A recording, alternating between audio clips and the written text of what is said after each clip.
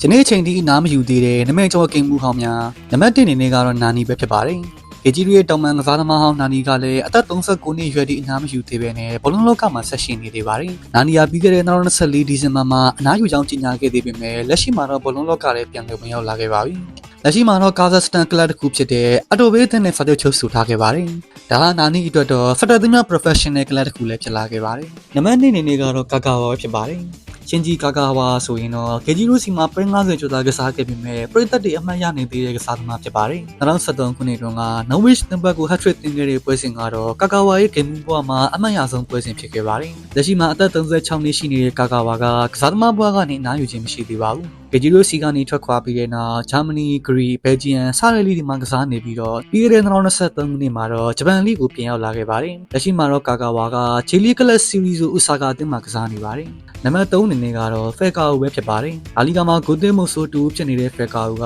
ပရီးမီးယားလိမှာတော့ရုန်းကန်ခဲ့ရတယ်လို့ပြောလို့ရပါတယ်။ဖက်ကာအိုကဂေဂျီရိုတော့အငှားလာရောက်ကစားစဉ်တုန်းက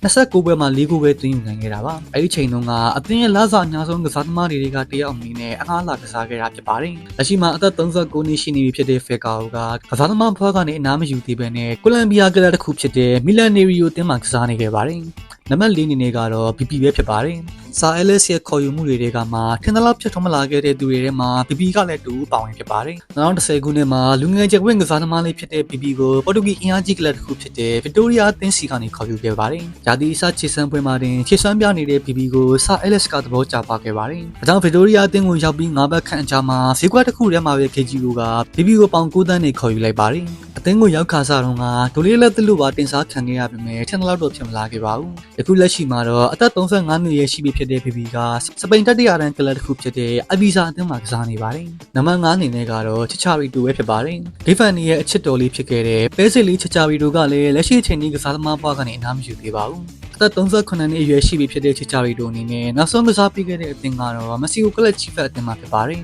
။ချီချာရီတူကတော့ယခုလမှာချီဖက်အသင်းနဲ့လမ်းခွဲထားခဲ့ပြီးတော့အသင်းလက်မင့်ကစားသမားဖြစ်နေပါတယ်။ချီချာရီတူတယောက်ဘယ်အသင်းကိုပြောင်းမလဲဆိုတာကတော့ဆက်လက်စောင့်ကြည့်ရအောင်မှာဖြစ်ပါတယ်။ပရိုမီဂျီပီရဲ့အတွက်အားလုံးကိုကျေးဇူးတင်ပါတယ်